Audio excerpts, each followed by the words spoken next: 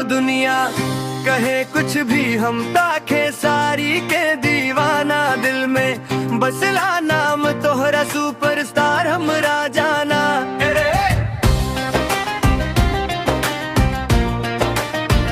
हो स्टेज पे जब आए केसरी लाल, दिल धड़के जैसे बजावत ताल। फैलो कर जय जाई कर हमरा हीरो सबसे बढ़का।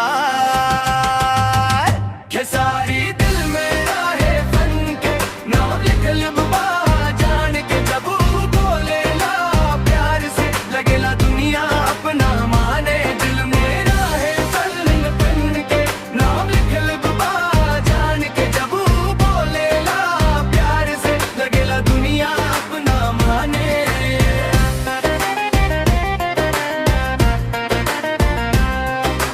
गाना चलेला यूट्यूब पे ट्रेंड, कॉमन बॉक्स में दिल के सेंड। खेसारी भैया हमरा ब्रांड, फैन सब बोले लेजेंड।